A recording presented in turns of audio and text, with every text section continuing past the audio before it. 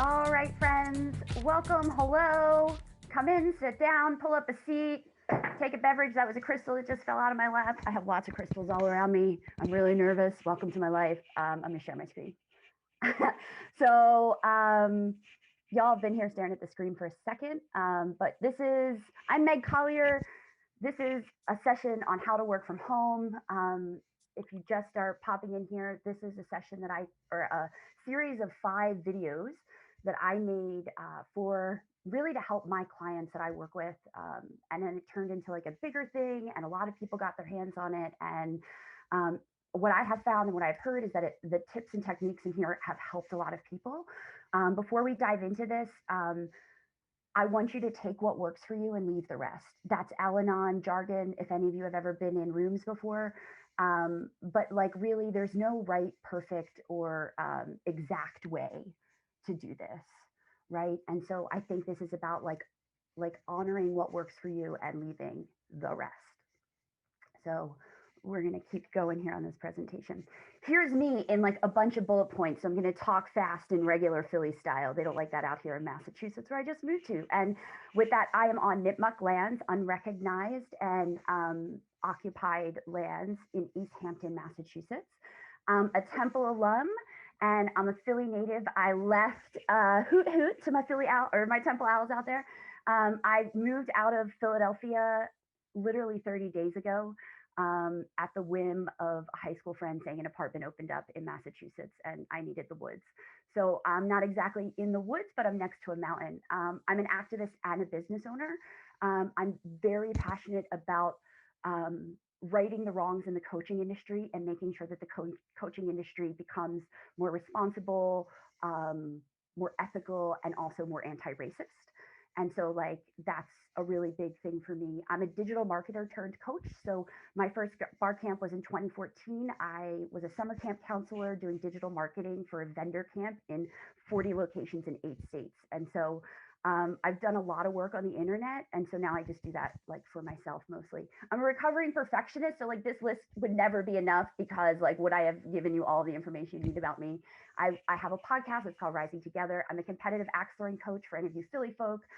Urban Axes, Bury the Hatchet. Those are all places where I have encouraged people to unleash their axe throwing greatness. I am sober and proudly child free. Maybe one day I'll have kids, but I want to normalize the idea that not everybody has children, and that's okay. And not everybody drinks alcohol, even if you did it for 20 years socially. So I'm writing a book called The Creative Codependent because I'm also a recovering codependent, and that's a lot of the coaching that I do. And it's to help people get untied from their creative sabotage, more or less. I'm a world traveling juggler. I've traveled to London, Amsterdam, Budapest, Prague, and I've juggled in all of those places. I've been working from home from 2014, and I've been quarantining since 2020. So that's me in a nutshell, friends. I can't wait to learn all about you. I love lists. You'll see this throughout this poorly designed. I don't mean to say, I'm not gonna bad self-talk myself. This is me in procrastination fully. We're gonna go through these pieces of how to work from home. Here's the deal about working from home. And I said this in the beginning, there's no right way, and you can only continue to innovate. You can only continue to show up for yourself and like get clear on what feels good, what doesn't feel good, what might feel better, what needs to go, what needs to stay, and continually reviewing that process. So we're going to talk about ways that you can do that today through planning your week. We're going to talk about time management. We're going to talk about communication being key to your work from home strategy and process. We're going to talk about boundaries, everybody's favorite topic. Yes, my friends, we're going to talk about boundaries. Cultivating mindfulness is where we're going to end up. And like a little piece I threw in here today, which is about finding your crew. I think that if you're working from home, it is a hugely isolating experience. And while some of us thrive in that isolation, me being a very extroverted introvert, I need both. I also need social stimulation. And I can tell I haven't had it in a long time because I'm literally sweating and shaking uncontrollably right now. So thank you for holding space for me. So we're going to keep going. I'm going to pop right in here and go through this as fast as possible so that we can get as many questions as we can at the end. And remember, you have a whole course to accompany this. So you can really bite size and piece your way through this. If a piece speaks to you, you can go in and go right to the module. All right, planning your week. Why should you plan? I'm really speaking to the people who are like, oh, that sounds so rigid. That sounds so routine. That sounds so boring, right? Or people that have this, maybe you have a feeling of wanting to plan, but you're not really sure how to do it. I think planning is one of the most pivotal tools to creating momentum in your work. And I didn't learn to plan working at home. I learned to plan at a job as a creative staffing specialist. I worked for a company called the Boss Group, and they made us turn in our plans every morning, or like every day. At the end of the day, we had to go into a planning session, and we had to share our plans every morning. And it made me really like sink into this idea of discipline. Like, what did it mean to show up to a commitment to myself? To sit down and look at my day and my time and really think about, like, what do I need to do for me? Right? So it really became also a tool for me to put myself first, right? There's this wonderful Venn diagram floating around the internet, and it has two circles, obviously. One says discipline, the other one says surrender, and at the intersection lives flow, right? Because part of planning your week is showing up with discipline and being like, yeah, I got to get some stuff done. But also having this like fierce faith that, like, if you don't do it to plan, it's going to be okay. Surrendering over the end result with full faith that if you keep going forward, if you keep showing up for yourself and moving one little bite off the plate as much as you can, then you'll have this satisfaction. And that's really what we're going for, right? Like, life should, I really believe and maintain that life should be about satisfaction. But that doesn't mean you have to like be on a fancy boat or driving a fancy car or like, taking like pictures with lots of like fancy things. It could be a satisfaction can come from just like highlighting something off your list that has been plaguing you for weeks, right? Like, one of my clients was like, I just need to call the Social Security office. I'm like, nobody wants to call the Social Security office. Nobody. She moved that task week to week to week to week to week on her calendar until finally I said, when are you going to do it? I said, when is it going to become a no matter what? Like the day before you're in really hot water?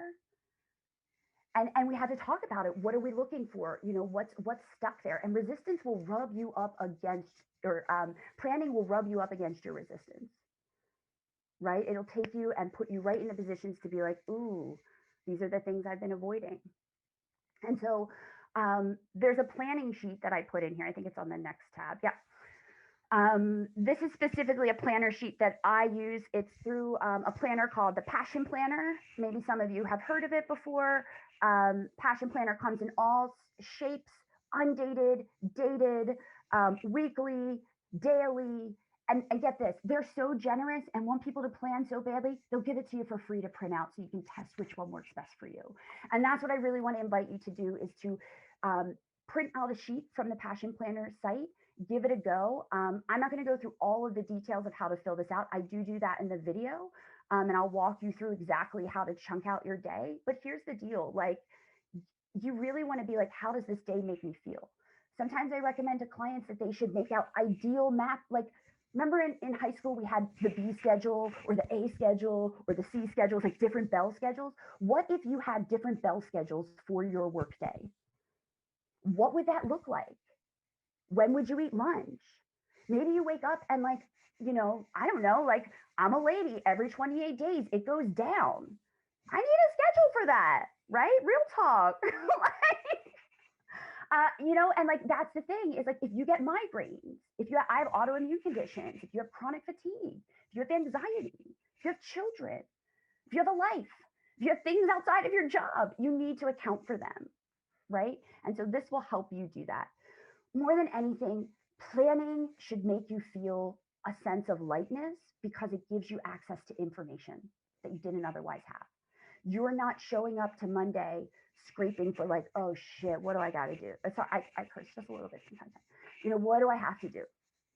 How do I bring it in? Like, you're not looking for like what's all, and then overwhelmed, because you're looking at the whole week, right? You're squaring away time, you're scheduling time to show up for yourself and commitment to yourself. I'm gonna come down off my preachy soapbox about planning your week, and we're gonna move on.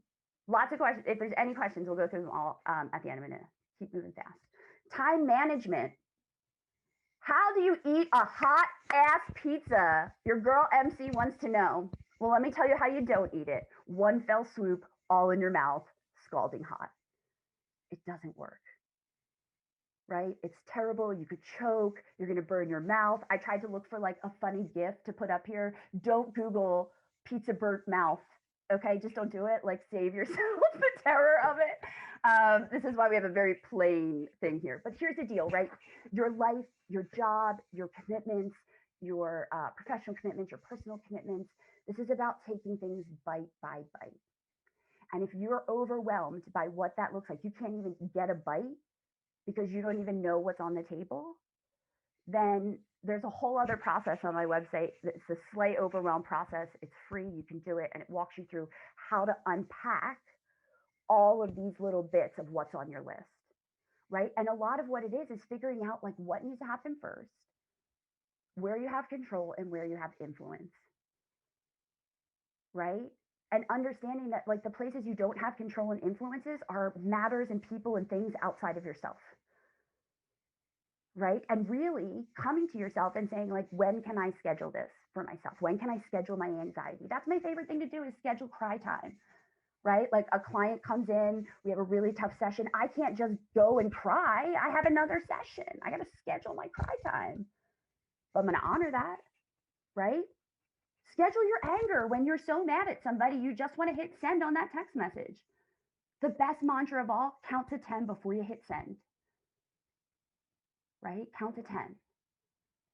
And so like taking stuff bite by bite is the first piece of time management, right? Next piece of time management. Have you taken up your spaces? What does that mean, Meg? It means, have you gone through your house and taken up different spaces and said, this is where I work for this type of work. This is where I work for this type of work. Maybe I start my work here and I go here. Maybe you need one dedicated space, but you decide to clean it up throughout the day or tend to it, right? I believe like, a little woo, a little metaphysical, like I believe everything is energy, right? I mean, that's pretty scientific too. I believe everything's energy, right? And so like, what energy are you bringing into your space, right? I believe if you have a really bad day, the best thing you can do is wipe down your desk. I really do. I think like cleaning it off, getting rid of it, saying like goodbye, right? There's this wonderful Native American tale about how parents would tell their children that each day, that's an alarm that goes off every day for us to declare that we love ourselves. So I love myself. These Native Americans would tell their children that each day a new son is born, right? A new son is born. And like, it is their duty to show up and like be in service to that son because it's only here for one day, to give it their best energy. And I like that idea of like looking at our work that way, like looking at our days that way. Like every day is a new sun. What happened yesterday? Maybe you lost the afternoon. Maybe you lost the morning. Maybe it was just like a distracting day. You can hold that over yourself, or you can decide to move on. And it's much easier in the moving on once you figure out how to do it. So time management and planning your spaces, like clearing your spaces, taking up your spaces, is really important. So like, when is your downtime? I think when you schedule your day, the first thing you should put on your day is when you are taking breaks, when you're eating, when you're not in meetings, and when you're clocking out, right? And like, listen, I coach a lot of graduate students. They don't have time to clock out. So they have to build in these breaks, because if you don't build in breaks, you're going to burn out. And like, raise a hands if you've done it to yourself before. It's not pretty. It's not fun. It's worse than just taking the break. And I really think in the age that we are in right now, and the racial reconciliation that we are in the United States of America right now, rest is a form of revolution, right? And if you don't rest, you can't keep fighting, right? You can't keep rising to the cause. we start moving from a place of like disorientation. So rest is minimum, bare minimum. How many timers are too many? Listen, I have alarms going off during live sessions. Are there ever enough timers? I don't know. But really, here the idea is that like I use Pomodoros all day long. If you're not familiar with the Pomodoro method, it's Pomodoro is tomato in Italian. It's the tomato timer method. It is a method of doing 25-minute chunks at a time with a 5-minute break in between. And there is some research out there from the ubiquitous they that I don't have quoted in here that will that shows that if you do one thing for 25 minutes or like one task for 25 minutes, then take a break away from that task, away from your computer, away from where you were doing the work, and come back, you'll be able to move very seamlessly into the next task. When you couple that with planning or like some options, I like a task word bank. Put all your tasks in a circle. Which one goes in this palm? Okay, I'm feeling this one. Planning is about feeling good. If you're dreading a task, don't wait until 5 o'clock to do it. Don't get to the end of the day and say, I'm just going to wake up tomorrow and wake up early and do it. Because it's just like we have to be honest with ourselves, right? And that's part of this process too, is like becoming radically honest with yourself, learning to trust yourself, and also adapting to the spectrum of your humanness. What the heck do I mean to that? I mean, like it's this journey that we are on as human beings is not a binary. It is not good or bad. It is not black or white. It is like a full spectrum, you know, just like our experience in this world, right? We experience good things, we experience bad things, we experience things are dull, are mundane, like that are just meh, right? And so planning and time management makes you show up to your humanness because you're going to make mistakes. You're not going to do it perfectly because perfect doesn't exist. You're welcome. You can let it go. Enter into recovery with me and all of the other recovering perfectionists, right? Like part of what I think gets people pissed off about planning too is that like they don't do the plan and then they beat themselves up about it, right? Especially highly creative, highly motivated, high achievers, type A personalities, like people under a lot of pressure. Why even plan? Like, I'm just going to hold it together in my brain or on like a series of like strung together post it notes or, you know, God forbid, the endless stream of spreadsheets, right? Or task man, like Trello, Asana, like how many things have you tried? And like, I'm not knocking any of that. I think part of this process is showing up about progress and not perfection, figuring out what works for you, what doesn't, and leaving the rest. How are we doing on time? We're moving forward. Communication. Communication. I couple communication with a conversation also about boundaries, but I did that on a separate tab. Why communication? Because you are now, right? All right, let's think back to March when I made this class. I was up against what I thought was like a Facebook feed full of people that were like terrified of working from home, like didn't understand how they were going to make it work. Their commute was important to them. Their certainty was important to them. Their, you know, that time away from their family was important to them. The social aspects of their job were important to them. And now they were like stuck in their house with their loved ones and their virtual coworkers, not allowed to go anywhere. Right. So I was dealing with a swath of people that were stripped of all of their certainty, weren't we all? Right. And so to me, I thought communication is such an integral part of working from home because you need to understand who you're communicating with on a daily basis, your loved ones, your coworkers, professionals, people on the phone, doctors. Like we're doing everything through these devices now, right? It's not like we have a lot of nonverbal communication. There is something about being in the energy across from another person where you're in it, you know? We all feel it, right? Like that's what we miss from bar camp. We're trying to recreate that, right? This is an example. And so what we talk about in the course is a lot about like what's lost in digital conversation. Your nonverbal communication is lost. Meaning is lost, right? So it's like a beach ball. So I have a beach ball before I write an email, and I like write the message on the beach ball, and then I toss it out into the interwebs, and it like lands at the person that it's supposed to land on. They catch the message, the beach ball, but how they caught it is not how I intended them to catch it. They caught it with the message on the other side, or they read it upside down, or the meaning got like misinterpreted. And I wasn't there to like soften the blow or like add more meaning or color it in. Right. And so that leads to the next thing about digital conversations is that you need to be extremely clear. And in the words of Dr. Brene Brown, clear is kind, unclear is unkind. Right. Clear is kind, unclear is unkind. And what I can say as like somebody who is communicating with different groups of people all day long, I think the greatest gift we can give one another as humans right now, is clarity, is being really exceptionally clear about what we need, what we want, what we expect, where we're moving from, right? And what that allows us to do is witness one another, right? What it also requires of us is to remove a little bit of our own bias, our own judgment, and just receive information and look at things with an eye of curiosity. And then this question comes up, right? Because I think back to, I've had a lot of jobs, guys. I've worked as a tour guide for the Philadelphia Eagles. I worked at WMMR for a really long time, 7 years. I've been a scrapbooking instructor. I've been a digital marketing director. I've worked all sorts of different jobs. I have a degree in communication. And my mind was never more blown than I think it was like I was at the American Camp Association for a session, and somebody was like, did a talk on like, can you color that in for me? And I was just like, here's what it is in a nutshell.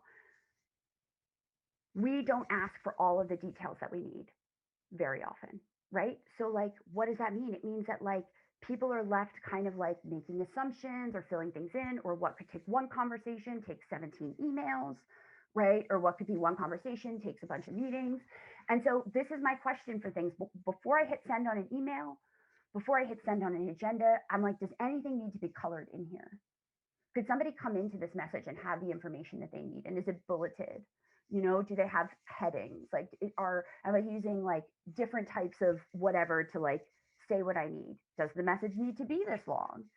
Right. And when people don't give you the information that you need, getting really clear on the questions that you need to move forward, right? Without shame, without guilt, just saying, like, can you color that in for me? Can you give me more details? Tell me what that looks like, right?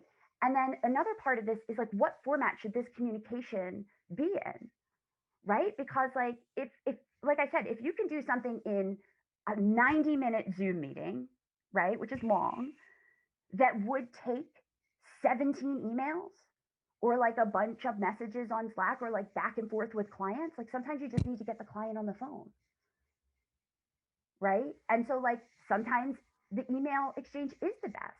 Sometimes Loom is the best, right? Like making little screen share videos back and forth. Knowing what communication serves the exchange is really, really important. Also avoiding slang, avoiding euphemisms, and like above all else, like avoiding sarcasm, um, and like humor in messages where we're just trying to get it done, right?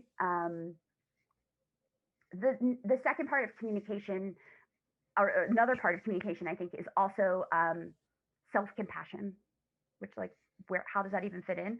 Um, you're going to mess up in all of this. You're going to make mistakes in your life. You're going to make mistakes. And I think the best way to recover and move through that is often just finding a practice of self compassion.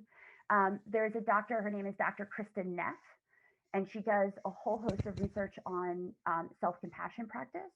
And personally, it has been one of the practices that has saved my life throughout pandemic. Very simply, it's a hand over a heart. It's acknowledging to yourself that you're in a tough moment. You're in a moment of suffering, that other people have experienced this moment of suffering. And then like maybe going into some sort of like meta meditation, like, you know, may we find peace. May I be at peace, right? It's giving your body enough time to come down from like whatever adrenaline is pumping through it, right? It's a moment of you to extend grace to yourself where you could rather extend shame or judgment. When you look at your communication through a lens of curiosity, you'll ask more questions and therefore get more information. More information is powerful. It can inform your next step, right? It can illuminate things otherwise unknown. Boundaries. With communication comes boundaries, right? Another Brene Brown definition. Boundaries are knowing what is okay and what is not okay. Very simple, right? If you do not have boundaries in your work life, I don't believe in work life balance. I believe in work life harmony. And that harmony exists through boundaries. Why do I use harmony? Because there is boundary or balance is too hard of a binary. It's like a tit for tat, right? I think of like the Sesame Street where they're like in the Egyptian temples moving the feather, you know, from one thing to another, and it's like it's it's just not possible. Harmony, a musical dance, right? Like you figuring out a way to move through your life and your work, not with a strict formula, but with an intention. This is okay, this isn't okay. And knowing when you need to pivot. Listen, I've been on deadline, I've pulled all nighters. We have to do it sometimes. Not sustainable for months at a time, right? Um, Boundaries are self care, they're not selfish. They only feel selfish when people are testing your boundaries. So, part of boundaries is also like, what about other people's expectations, right? What about my expectations? Boundaries usher breakthroughs because they also get real about what other people's expectations of you are and what your expectations of other people are and of yourself. Expectations and disappointments breed premeditated resentments. Expectations breed premeditated resentments. If you have all of these expectations about how a project is going to go, how a client's going to show up, how your partner is going to show up, how your friends are going to show up, if you have all these expectations and all of these built up experience ideas about how it's going to land, you're premeditating your disappointment when it doesn't go that way. What you could try on instead is maybe this will happen, maybe this won't. And in my opinion, that is the actual art of the pivot. Maybe this will work out, maybe it won't, but I believe that this is the way I'm supposed to go. And I'm boundaried. My boundaries usher my breakthroughs, right? I know what's okay, I know what's not okay, so I can move forward.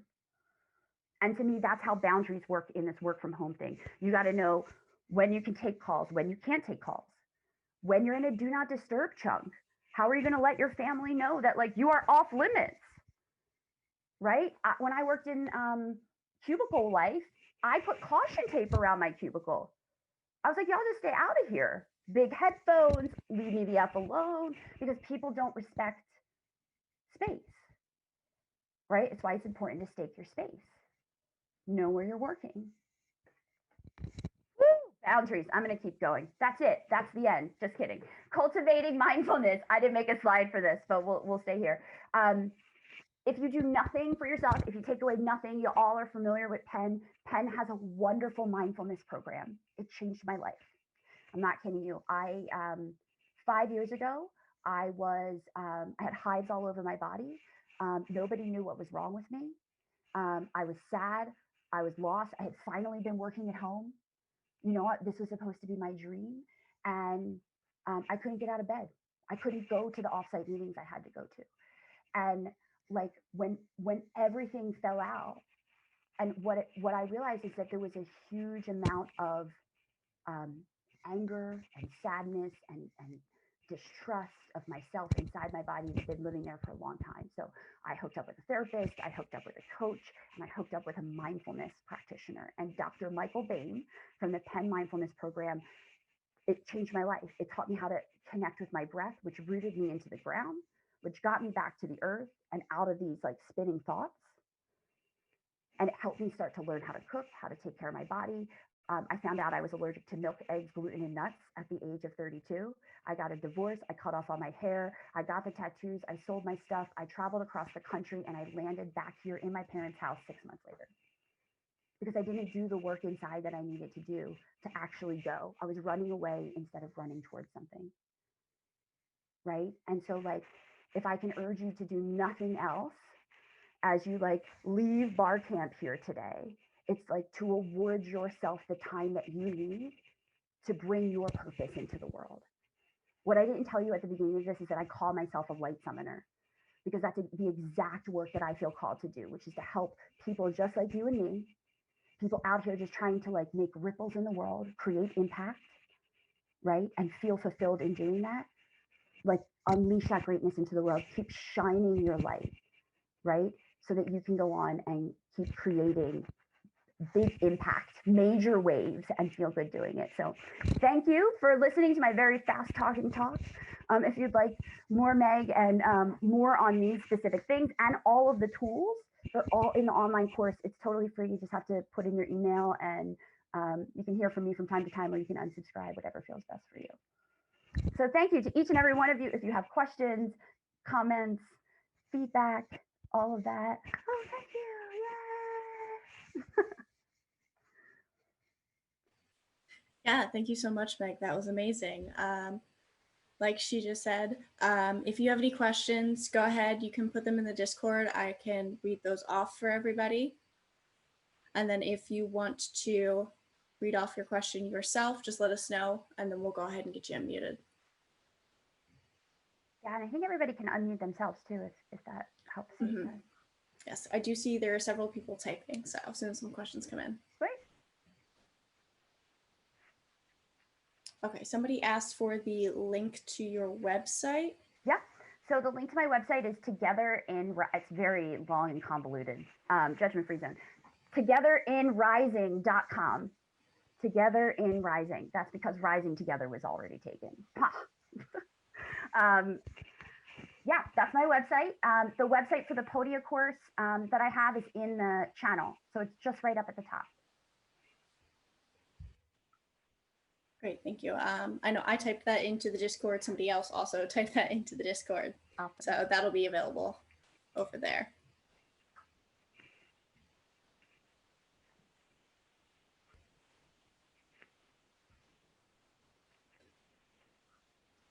Maybe, I don't know if you can pin the link. Yeah, let me do Discord. That. Great suggestion. I love suggestions. They make everything better. Okay, that should be pinned there now. Let's hope. Yep. Now, with working from home, have you found any rituals or something to differentiate between work and not work? Yeah, I try to keep the talk here today like pretty secular, but I'm also like a very spiritual person. Like I just have crystals coming out of my temples. Yeah, I do. I wake up at 6 o'clock every morning. The first thing that I do is walk through my house, like just like what's happening here, because I've only been living here for 30 days. I shower first thing in the morning, and then for me that's like rinse. It's just like ritual, like all of the sleep. I don't know where I go on the astral plane. To be totally honest with you, I have some crazy dreams. I don't really want to know. And then I practice ritual flame tending. So I light candles all over my entire house, 11 of them. And I flame tend all day long. So I keep those flames going. I do ritual work in tandem with my coaching practice. So I'm clearing my space with, different, I use rosemary specifically. I clear my space with rosemary and sometimes like frankincense, oil, stuff like that. But that's, for me, that has become the major practice for me. Another tool that has become really foundational for me is pranayama breath work. So a 3-part breath. There's a bunch of different practitioners that teach it. But what it does is it helps you move emotional tension from your body, right? So like this idea that experience is stuff. Okay, cool. Yeah, because I've found at least just to differentiate between work is, on Friday nights, take the laptop off the desk, put it somewhere else. So that way I know the work laptop, work week's done kind of thing too. Okay. Yeah, that's a really big thing. Another thing that some clients I work with are doing walking commutes in the morning. So they literally put their work clothes on, they go outside and they walk around the block, or they walk to get a cup of coffee, or they make a cup of coffee and drive around drinking their coffee and come back in and go to work. Also the after work commute, right? We call that like a work from home commute. Changing, I have clients that put shoes on and take shoes off, like their shoes for the, like a Mr. Rogers sweater sort of thing. And so like I think those practices or rituals are really important to ground us to the day. And I feel like they also give us touch points, right? If things aren't going really great for me, I know I can go into that practice or, touch back to something that relates me into what's important. Right. I've heard people with the shoe thing. Yeah. The guy would get dressed, go around the block, come home, go into the office, close the door. If he had his shoes on at the computer, it meant he had to do work.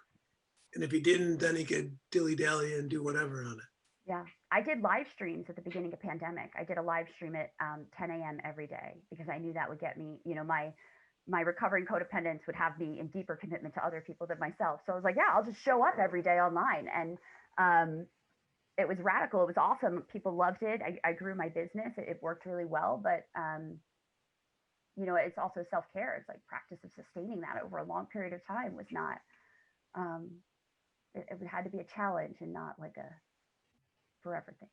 But thanks for asking. It's such a great question. Great. So we did have another question come in through the chat. So Mark asked if you had any other additional suggestions when starting a new job that is 100% remote. They are starting a new job on Monday. Ooh, congratulations on your new job. Yeah, I would say like personal connection, right? I would say one of the things that has been so foundational for me are, and I started a new job in August as well, like a new contract, a marketing contract. And so I had to meet all these new people, like get to know people, ask questions about how they communicate, like what their standards are, and like know what kind of curiosity questions you want to know about other people. Know people's names, ask who they work with, right? Ask what they're doing. Here's what I have found in life, in business, in everything, is that when we show interest in other people, genuinely, they are genuinely interested in us. Like that's how we develop long-lasting, deep connection. So I think the best thing you can do is show up with an open heart of curiosity and be all of you, right? Because we should be able to be our whole and complete selves in our jobs. Thank you. Yeah, absolutely, Mark. Congratulations. Thank you.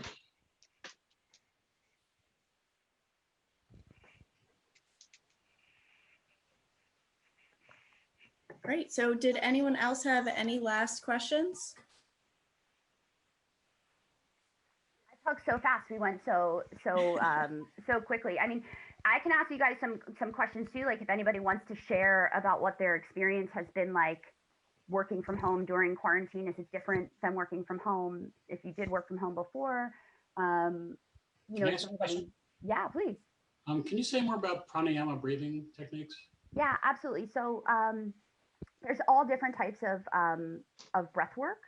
The type of breath work that I do is taught by a teacher. His name is David Elliott, although I'm not a proponent of his work because he will not draw back the roots of where he got this breath work from. So like I find some issue with that, but he's the person that I learned from. 3-part breath. There's a lot of videos, and I can share one to the channel too of a teacher that I really respect. Very much like a meditation, but a breathing that's happening only out of the bottom of your mouth. So it's a breath from the belly and 2 breaths from up top. So it's in from the belly, out, in, out. So 1, 2, 3, in, out. And you do all the breathing out of your mouth. So what that does is it starts to move the energy in the lower parts of your body, right? Because you're usually having this cycle of breath going. When you focus the breath down lower into the body, it starts moving energy, right? Like very similar to other ways that we could think of moving energy, exercise, anger, meditation, all those things. But this is an active breath. So you're doing this breath in a cycle, 1, 2, 3, 1, 2, 3, 1, 2, 3, or slowing down 1, 2, 3, right? But you're pulling in from the belly, the chest, and then out. And what that does is it starts to create these sensations in the body. It starts to move stuck up energy is how they describe it in the body. I am not a practitioner. I do not have certification in this. I don't teach it. I'm only a student of it. But I can tell you that when things are very stuck up for me, I can't find the clarity. I don't know the answers. I lay down and find a breathwork training that I've done before, a new one, and it moves whatever that thing is. And I don't really have language for it. I don't understand it. I just know that it works for me. And I think with all of these practices, um, what I have found as somebody who has like been on a mission for years to figure out like what's happening inside my body and like been told that I don't have things that are clearly happening is that I won't give up on myself, right? I won't give up on trying to find a solution or an answer. So, you know, and that's tricky too. It's because when you run up against teachers that you don't really line up with integrity, but you like the teaching, right? And so it's interesting. Like, I'm grateful that you asked the question because it's a challenging question for me as a person that's learning to navigate through integrity. But there is a teacher, her name is Amy Kurtzky, and she does have a very big focus on social justice and redistribution of her assets back into marginalized communities, which I think is important in this work, right? Especially when we're looking at practices that have been, you know, appropriated and then resold to America, but that are also healing modalities. It's really tricky. It's really tricky. But thanks for letting me share my policies in there too. You didn't really ask about that.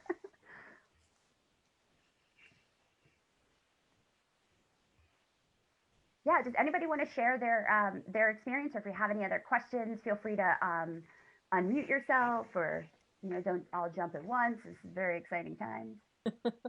Well, one thing I struggle with is I have really erratic sleep schedules, and I'm finding out more and more that that is tied directly to my disability. Yeah. So I'm getting to sleep later and later each night and waking up later and later each day.